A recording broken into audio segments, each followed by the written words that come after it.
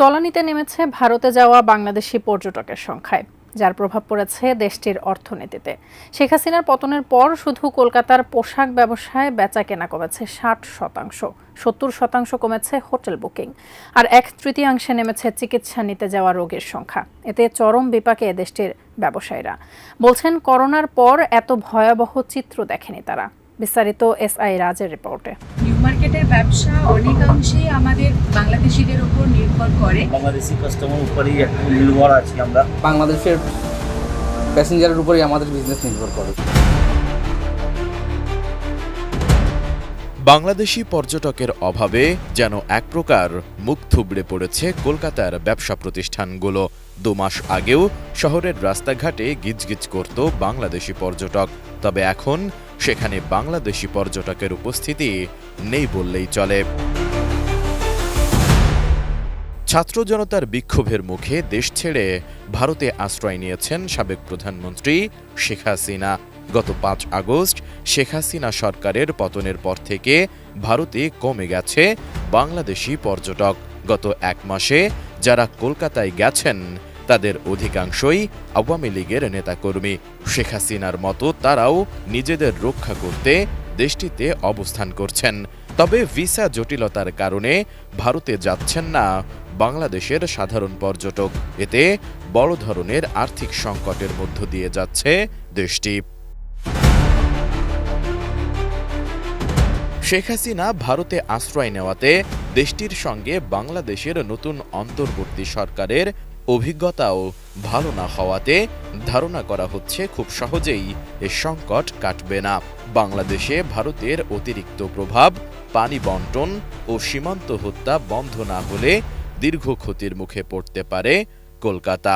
বাংলাদেশের প্যাসেঞ্জারের উপরেই আমাদের বিজনেস নির্ভর করে, যেহেতু এখন একদম বাংলাদেশ থেকে লোকজন আসছেন না, তো আমাদের বিজনেস একেবারে তলানিতে গিয়ে ঠেকেছে। এখন লোক তো আসতে চাইছে, গভর্নমেন্ট, বাংলাদেশ গভর্নমেন্ট ইয়া ইন্ডিয়া গভর্নমেন্ট, আপনি তো এটা জানি না, ভিসা দিচ্ছে না, এই জন্য গেস্ট খুব কম আসছে। 250-টিরও বেশি ডিজাইন অপশন নিয়ে ওয়ালটন স্মার্ট ফ্রিজ, বোঝে আপনার প্রয়োজন।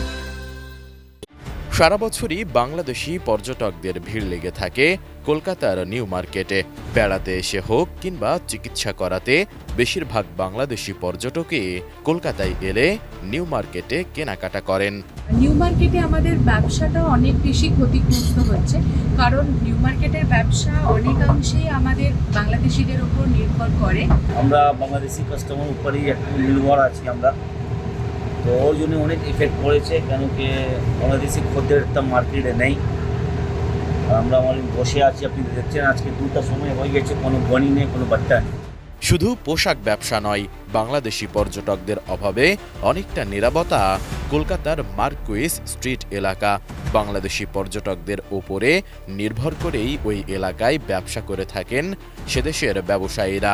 হোটেল, রেস্তোরাঁ, মানি এক্সচেঞ্জ, বাসের কাউন্টার সহ বাংলাদেশি পর্যটকদের প্রায় সব ধরনের পরিষেবাই পাওয়া যায় মার্কুইস স্ট্রিট এলাকায়। তবে এখন সব যেন ফাঁকা। স্বাভাবিক সময়ে প্রতিদিন বাংলাদেশি নাগরিকদের জন্য প্রায় 5000 ভিসা দেওয়া হয়, তবে এখন সেটা খুবই সীমিত। এমন অবস্থায় ভারতে চিকিৎসা নিতে যাওয়া বাংলাদেশিদের সংখ্যাও কমেছে অনেকাংশে। কলকাতা হোক বা ভেলোর, চেন্নাই, দিল্লি অথবা মুম্বাই, বহু বেসরকারি হাসপাতালে বাংলাদেশের মানুষের ভিড় এখন আর আগের মতো নেই।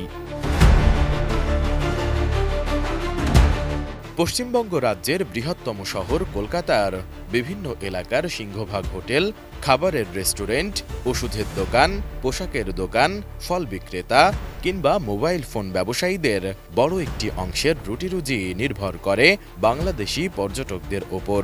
এমন অবস্থায় বাংলাদেশ থেকে পর্যটক বা রোগী আসা যতক্ষণ না স্বাভাবিক হচ্ছে, ততদিন এই বিরাট সংখ্যক মানুষের অনিশ্চয়তা কাটছে না।